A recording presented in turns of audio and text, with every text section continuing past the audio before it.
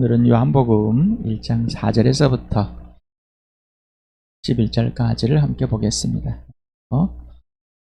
먼저 했던 걸 같이 읽겠습니다. 시작. 태초에 말씀이 계셨다. 그 말씀은 하나님과 계셨다. 그 말씀은 하나님이셨다. 그는 태초에 하나님과 함께 계셨다. 모든 것이 그로 말미암아 창조되었으니 그가 없이 창조된 것은 하나도 없다.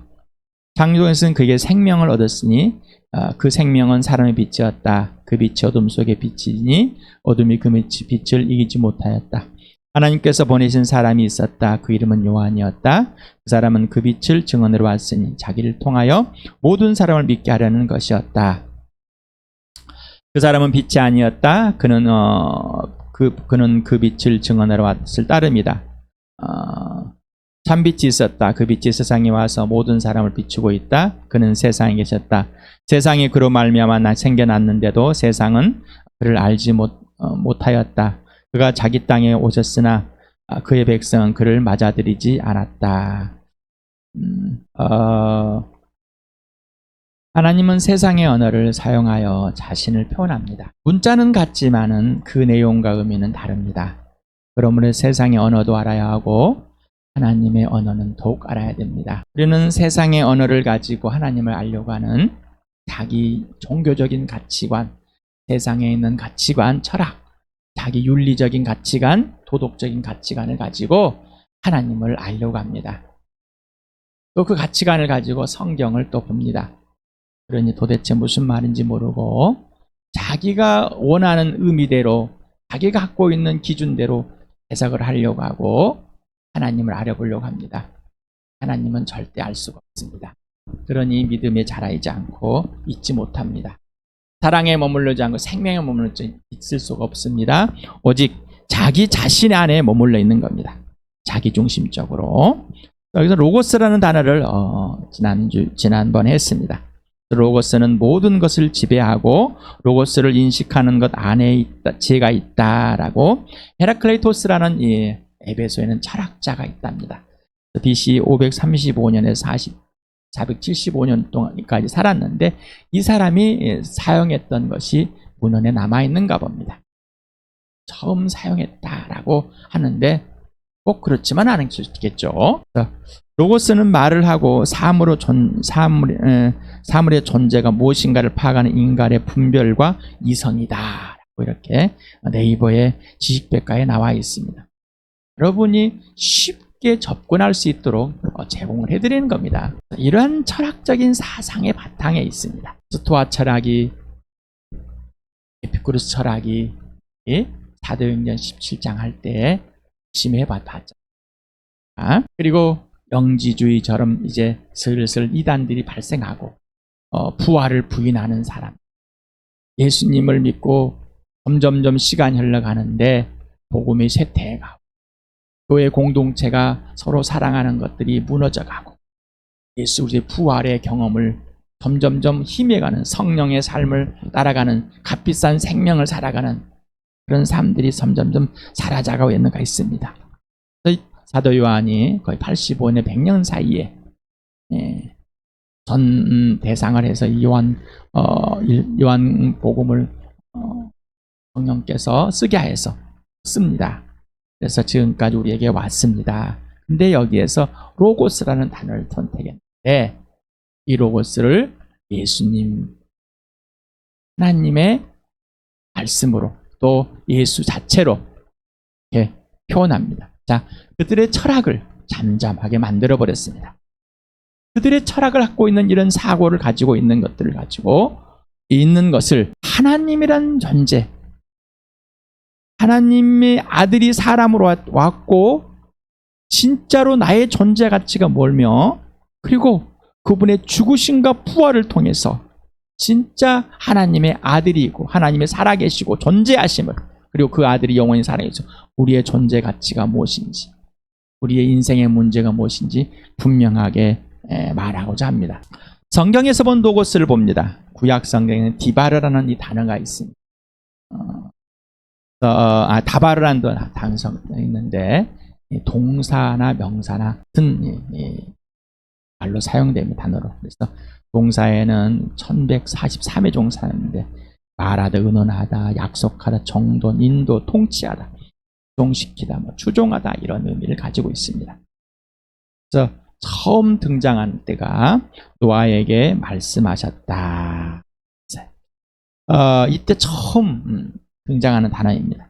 명사로는 말, 언어, 약속, 계획입니다. 띄어쓰기가 잘못됐습니다. 계획, 원인, 이유 이런 1439회가 사용된 구약에서 창세기 11장 1절에 처음 등장하는데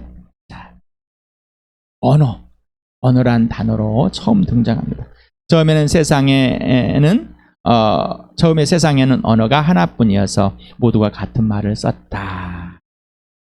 바벨탑을 쌓는 이 면에서 처음 언어가 하나였다라고 할 때 언어로 사용되어 있습니다. 시편과 이사야서를 한번 봅시다. 같이 읽어볼까요? 시작. 야여 주님의 말씀은 영원히 살아있으며 하늘의 굳건히 자리 잡고 있습니다. 이거를 71년에 보니까 로고스라고 해석했습니다. 이 말씀을 다바르를. 그래서 하나님 말씀 영원히 살아있고 그리고 굳건히 자리 잡고 먼저 존재하고 있다라고 있는 겁니다. 그래서 선제성을 의미한다고 이 신학적인 언어를 썼습니다.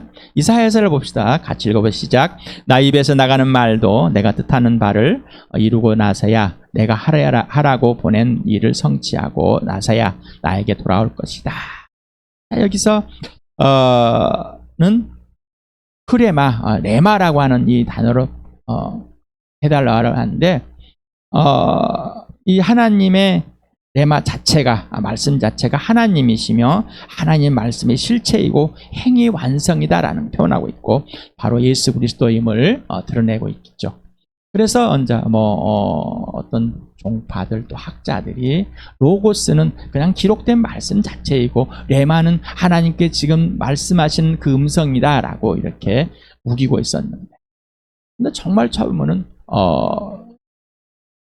이 용어가 서로 혼용되고 있습니다. 어느 하나에 집착하지 않고 있고 어느 하나에 중점을 두지 않고 있습니다.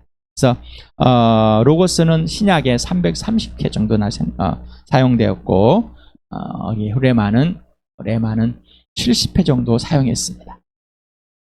그래서 하나님께서 예수님께서 말할 때도 그냥 그 자체를 레마라 사용, 또 말씀할 때도 로고스라고 사용할 때가 있습니다. 그러니 혹 그런 것들을 들었을 때, 지난번에 한번 한 것 같습니다. 혹 그런 사실을 들었을 때 한편으로만 웃기고 있는 사람이구나. 성경 내용들을 보면은 로고스와 사용돼요. 하나님께서 음성을 들을 때도 레마라고 하기도 하고 로고스라고 말합니다. 또 하나님께서 기록하는 또 있던 하나님의 존재 자체를 드러날 때도 레마 표현할 때도 있고 표현할 때 이렇게 꼭 아시길 바랍니다. 철학적 의미와 철학적 사고의 표현의 시대의 로고스를 사도 요한은 하나님의 의미와 또 표현으로 사용하여 로고스는 하나님의 자체이며 구약의 약속대로 사람으로 오신 하나님의 아들 예수 그리스도가 바로 로고스이다. 그리고 복음이다. 라고 이렇게 표현하고 있습니다. 그래서 사도 요한은 구약을 바탕으로 이 요한복음을 쓴 것이지 구약을 버리지 않았습니다. 구약을 바탕으로 항상 표현했습니다. 이 창조된 것은 그에게 생명을 얻으니 라고 이렇게 표현됐습니다. 세번역에서는. 근데 이 개역개정이나 어떤 다른 또 이 번역서들은 원문에 있는 그대로 그 안에 생명이 있어 왔으니 이런 표현입니다. 그래서 생명이 있으니라고 표현하는데 여기서는 있어 왔습니다라는 표현을 씁니다. 그래서 그 생명은 사람들의, 세번역은 사람의라고 하는데 복수형입니다. 사람들을 위한 빛이었습니다. 그 빛이 어둠 속에 비치니 세번역은 어둠이 그 빛을 이기지 못합니다. 예, 이 단어가 깨닫다 단어의 단어이기도 하면 같은 의미가 있습니다. 그래서 세번역에는 이기지 못한다 표현한 이유는 생명을 얻었으니 그 생명은 사람을 위한 것이고 그 빛은 어둠 속에 비치니 그 어둠이 그 빛을 이기지 못하였다 이렇게 번역하고 그런데 어둠이 그것을 깨닫지 못했다. 뭐 이렇게 그 안에 생명이 있다라고 할 때는 이게 더 훨씬 나을 것 같습니다. 하나님께서 보내신 사람이 있었다. 그 이름은 요한이었다.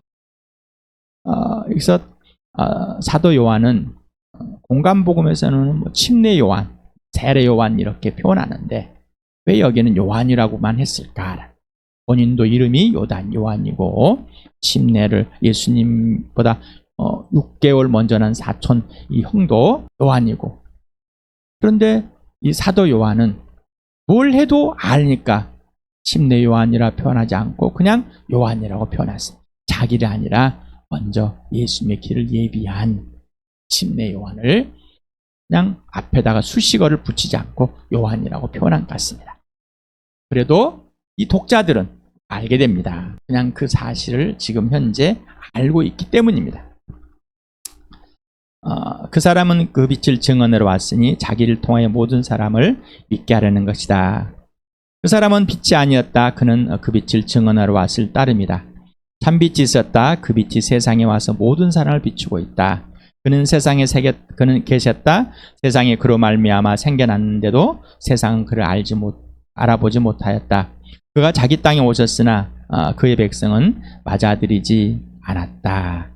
그래서 말씀이신 그리고 하나님이셨다. 함께 하셨다. 창조주였다. 바로 그가 인격인 바로 생명이다. 사람들의 빛이고 성육신했다는 사실을 바로 그가 참빛이다.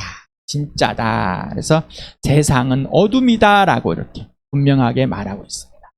그래서 그 당시에도 이 세상에 어지럽고 좋지 않는 것을 그 사람 삶대로 어둠이라고 표현하다. 우리도 세상이 참 어둠 같아 라고 이렇게 표현합니다. 이런 표현들이 있는데 진짜 어둠은 무엇이냐? 바로 영적인 어둠. 예수님을 알지 못하는 게 어둠이다. 바로 진짜다라면서 사람들이 세상이 예수님을 알지 못하다. 왜? 빛이 쭉 있었음에도 불구하고 비추고 있음에도 불구하고 그런데 이제 빛이 직접 어디 왔다고요? 세상에 와버렸다. 어떻게? 사람의 모습으로 육체를 입고 누구에게? 유대인들에게, 예수의 백성에게 와버렸다는 것입니다. 그럼에도 불구하고 그들이 모른다. 근데 왔는데 온 사실을 이미 구약에서는 온다는 사실을 예수님이 하나님의 아들이 이 땅에 메시아가 온다는 사실을 알려줬고, 이제는 침례 요한을 통해서 온 분을 직접 소개하는 것. 온 분, 그분을 직접 보고 그분이 하나님의 아들 되심을 증언하는 거라. 그래서 생명, 바로 영원한 생명을 말하면 여기는 육체적인 생명이 아니라, 그래서 깨닫다, 뭐 나타내다, 뭐 이런 때 빛이 왔다. 그래서 여기는 이제 파이네오라는 이 원형입니다. 그래서 무엇을 나타내다, 그 다음에 생각되다. 여기는 직설법 현재로 능동태로 사용했습니다. 그래서 헬라의 직설법 시제는 동작의 지속적인 반복을 의미합니다. 그래서 현재는 과거부터 지금까지 지속적인 또는 반복적으로 행동이나 동작해 왔다는 것입니다. 그래서 예수님 뭐예요? 계속해서 빛을 비추고 있었다. 빛은 창조 때부터 지금까지 지속적으로 능동적으로 비춰왔다. 다시 말하면 이 태양의 빛이 계속 한 번도 안 비춰온 것처럼 예수님이 비쳤다라고 비유적으로 사용하면서 직접 빛이다라고 어둠에 대조되는 표현을 하면서 계속해서 이 세상에 살아계신 하나님을 예수님이 보여주고 계셨다. 자신을 또한 보여줬다라는 것입니다. 여기는 빛이라는 게 단수로 되어 있습니다. 그래서 어둠도 그래서 단수로 쓰여 있습니다. 그래서 각 사람에게 한 사람 한 사람이 바로 어둠이다. 한 사람 한 사람에게 예수님이 각 사람 한 사람에게 비추었다. 우카텔라벤이라는 것은 우라는 아니다. 부정어입니다. 그래서 부사로 사용하고 있습니다. 깨닫다. 카텔라벤이라는 이 동사는 이 원문에는 카탈람바노라고 해가지고 직설법 단순 과거로 사용했습니다. 그래서 직설법 단순 과거는 어느 한 시점에 발생된 미래적인 사건을 말하는 겁니다. 그래서 그들은 깨닫지 못했다. 각 사람은 항상 그들은 과거에 순간순간마다 계속 깨닫지 못하고 있었다는 사실입니다. 그래서 지금까지 어둠인 세상은 빛이 속적으로 비추고 있었지만은 과거에 존재했던 각 사람은 깨닫지 못했다는 의미입니다. 그래서 하나님께서 보낸 사람, 하나님께 보낸 사람에서 아포스텔로라는 특별한 임무를 받고 수행하도록 보낼 때 사용하는 단어입니다. 그래서 아스페탈레오메너스라고 이 원문에는 써 있는데 이 동사는 분사 완료 형태로 수동태 형태로 써 있습니다. 하나님께서 콕 짚어서 택하시고 보냄을 받은 사람이 실제 또 사실 실체적으로 증언했었다는 역사적 사실을 표현하는 겁니다. 침례 요한의 잉태와 출생과 사역이 역사적 사실임을 예포함을 강조하겠습니다. 또한 이 침례 요한을 보할 때 하나님의 계획이 있었고 하나님의 실천이며 하나님의 실현이라는 사실을 보여주는 겁니다. 그런데 설명을 많이 하지 않습니다. 설명은 공간복음에서는 마태, 마가, 누가에서는 설명이 많이 있습니다. 또 누가는 요한이 침례 요한의 예언과 잉태와 또 출생을 이렇게 표현합니다. 하지만은 지금 여기서 아주 간단하게 하나님이 침례 요한을 보냈었다. 네. 빛의 증언자로. 그러면서 그는 빛은 아니다라는 것입니다. 네. 아까 말한 것처럼 요한, 침례 요한, 사도 요한 구분을 안 해도 그냥 똑같은 동일한 이름을 앞에 수식어를 침례 또는 사도란 표현을 하지 않아도 독자들은 또 이미 알고 있기 때문에 안다는 사실입니다. 꼭 또 헷갈렸다면 잘 정리하시기 바랍니다. 침례는 하나님께서 빛을 증언하도록 보내셨고 그는 보내심을 받아서 빛을 증언하려 왔습니다. 그리고 최종 목적은 자기를 통하여 그 빛을 믿게 하라는 이유입니다. 침례는 빛의 증언자일 뿐이며 빛은 아닙니다. 빛의 차는 예수 그리스도입니다. 예수 그리스도입니다. 빛이 되려는 자만함을 우리는 갖고 있습니다. 하나님보다 높고자 하는 그 악랄한 범죄자이기 때문에 여전히 예수를 믿고 나서도 빛 속에서 있지 않으면은 사기 예수님 굴복하자면 자만한 마음, 자기 스스로가 예수님보다 높고자 하는 그 악한 마음이 있습니다. 빛인 척 하려는 욕심이 있습니다. 그래서 사람들로부터 인정받으려고 합니다. 인정받지 않으면 우울함이 걸려.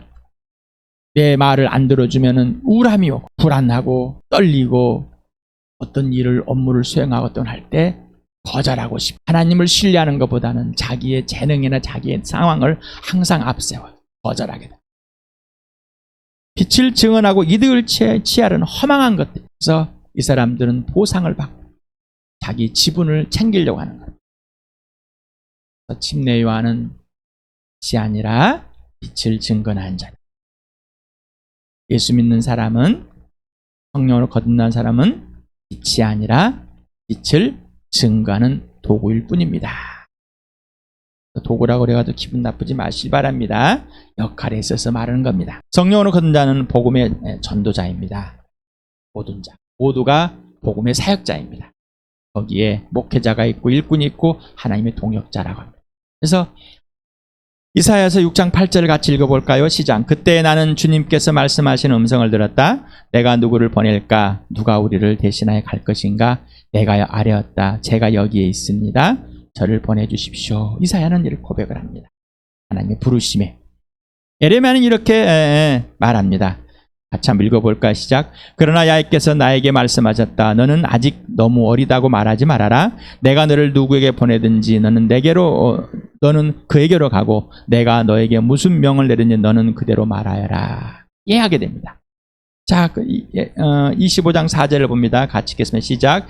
야훼께서는 여러분에게 주님의 종 예언자들을 보내시되 꾸준히 보내셨으나 여러분은 예언자의 말도 듣지 않았습니다. 여러분들은 들으려 하지도 않았고 귀를 기울이지도 않았습니다. 네. 하나님께서 이런 자들에게 에레미야를 보냈습니다. 여러분은 어떻습니까? 여러분은 이 말씀을 들으십니까? 임석현 형제를 통해서 하나님께 말씀하시는, 우리 교회 말씀하시는 것을 그대로 듣고 그대로 행하십니까? 아니면은 듣지 않으려십니까?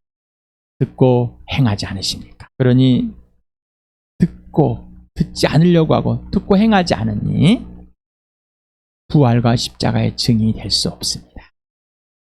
그러고 싶지 않기 때문에 아직도 복음이 부끄럽고 아직도 자기의 생활이, 자기의 가치관, 자기가 사람들에게 눈치가 보여지는 것들, 복음을 전하면 이렇게 듣지도 않고 들려도 하도 기울이지 않습니다. 싸늘해집니다. 내가 빛을 비출 때 스스로 어둠을 만드는 것은 싸늘한 것처럼 복음을 전하면 싸늘해집니다. 그 싸늘해질 때 수치스럽고 창피하고, 그걸 느꼈다면 마귀가 바로 우리를 낚아채는 거고, 스스로가 죄책감을 갖고 스스로가 낭패를 본다고 착각하고 있습니다. 그들은 스스로 어둠입니다. 내가 스스로 어둠일 것처럼 그들도 스스로 어둠입니다. 나는 빛을 증언하면 되는 것이지, 그들이 이 빛을 받아들이든지 말든지 상관은 없는 겁니다. 그런데 우리는 빛을 증언할 때 꼭 그 빛이, 그 어둠이 빛을 받아야 된다고 착각 속에 있습니다. 바로 그게 뭐예요? 자기가 빛이 되려고 하는 것. 자기가 또 빛을 전하면 보상을 받고 지분을 찾으려고 하는 것. 허망한 생각이 있다는 겁니다. 자, 어둠에 있는 자는 듣지 않는 자다. 들으려고 하지도 않고 귀를 기울이지도 않는 자다라는 것. 누구와 같이? 나와 같이. 그런 나를 하나님께서 택하셔서 부르셔서 이 빛을 듣겠다는 것이 기적이라는 것이죠. 에스겔은 이렇게 말합니다. 같이 읽어볼까요? 시작. 그가 나에게 말씀하셨다. 사람아, 내가 너를 이스라엘 자손에게 곧 나에게 반역만 해온 한 반역 민족에게 보낸다. 그들은 그들의 조상처럼 이 날까지 나에게 죄만 지었다. 얼굴이 뻔뻔하고 마음이 굳을 대로 굳어진 바로 그 자손에게 내가 너를 보낸다. 너는 그들에게 야훼 하나님께서 이와 같이 말씀하신다 하고 말하여라. 여러분 어떻습니까? 여러분, 성령이 임하면 성령의 능력을 받고 예루살렘과 유다와 사마리아 땅끝까지 내 증인이 되리라. 여러분은 부활과 십자가의 증인으로 이미 되었는데 그 증인으로 서 있습니까? 아니면 다시 말씀 복음을 부끄러워하십니까? 여러분이 이 복음을 거절하고 듣지 않고 목이 뻣뻣하고 귀를 막아버리고 마음이 더 어두워져서 허망한 생각에 지각이 없는 자였습니다. 그를 망각하고 있습니다. 나 같은 죄인 살리신 그 은혜를 망각하고 있습니다. 그러니 이 복음을 전할 때 항상 주시하는 것이 내가 어떤 상태가 될까라고 관심을 갖고 있거든요. 예수를 따라 사는 것, 예수의 삶을, 성령의 삶, 인도함 받는 삶, 하나님의 인도함을 받는 삶, 하나님의 사람의 삶, 하나님의 자녀의 삶, 사람들은 싸늘한 반응을 있는 것이 당연한 겁니다. 왜? 내가 싸늘하게 대했던 것처럼. 그런데 그것을 다른 사람이 인정 안 해준다고 부끄러워하고 싸늘해진 것에 놀라지고 어둠입니다. 어둠. 빛이 비춰갖고 그 빛을 증언하지만 그들은 여전히 어둠입니다. 이 세상은 예수님의 것입니다. 이스라엘 땅도 예수님 자신의 것입니다. 이스라엘 백성도 예수님의 자신의 것입니다. 맞습니까? 여러분 예수 믿으십니까? 성령으로 거듭나셨습니까? 하나님의 자녀이십니까? 그러면 예수님 자신의 것입니까? 예수님 것이 맞습니까? 질문들을 원인과 이유와 근거를 꼭 분명하게 아주 구체적으로 기록을 해보시 바랍니다. 질문합니다. 당신은 하나님의 아들 예수 그리스도께 직접 만드신 피조물이십니까? 원인과 이유와 근거를 분명히 돼야 됩니다. 분명하지 않으면은 내가 복음을 모르고 있는 거예요. 복음으로 살지 않고 있기 때문에 엄한 소리만 팍팍하고 엄한 생각만 하고 있는, 불안과 초조 근심 속에 확 빠져 있는, 자기 일에만 몰두하고 있는 거란 말이에요.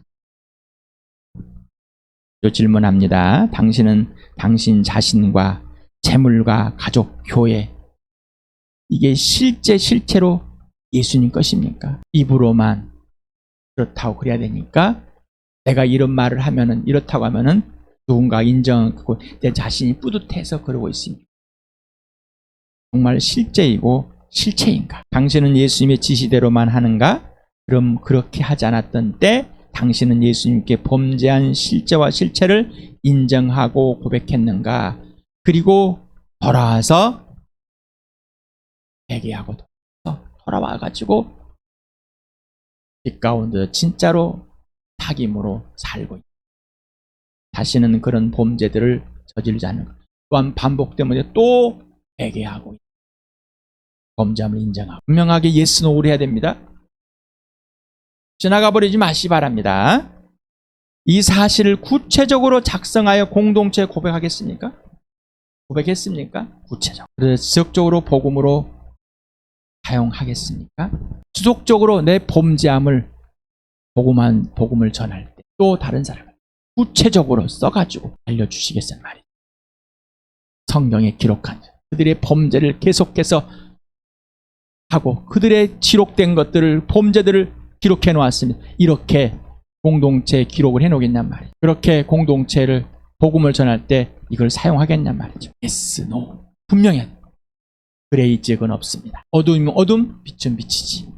질문합니다. 당신은 이사야, 에레미야, 에스겔, 침례 요한처럼 하나님께서 당신에게 특별한 임무를 수행하도록 부르시면 예 하겠는가? 그리고 즉시 순종하겠다. 또 당신은 지금의 성령의 능력의 임재 안에서 부활과 십자가의 삶을 살고 있는가? 그리고 부활과 십자가의 증인으로 역할을 수행하고 있는가? 예스인가 노인가? 구체적으로 원인과 이유와 근거와 이걸 분명해야 되는, 구체적으로 막연한 삶을 살고 있습니다. 막연한 거는 하나님을 막연하게 만들어버려요. 주인이 되고 내가 왕이 되어서 내 계획과 내 생각과 내 철학과 내 종교관과 내 윤리와 내 도덕을 가지고 하나님을 대하고 있는 겁니다. 침례 요한에게 예수님보다 6개월 먼저 났습니다. 그럼에도 불구하고 예수님을 증언합니다. 세상의 방식으로는 절대 있을 수 없는, 형이 먼저고 동생이 먼저. 그러나 하나님 방법은 하나님이 아들 예수 그리스도가 먼저 있으고 그분이 창조이기 때문에 사람은 육신으로는 사촌형이지만 하나님은 피조물이기 때문에 예수를 증언하는 빛의 그 사명을 감당. 여러분 어떻습니까? 꼭 이 질문들에 꼭 구체적으로 하루 종일 하더라도 이틀을 하더라도 꼭 하시길 바랍니다.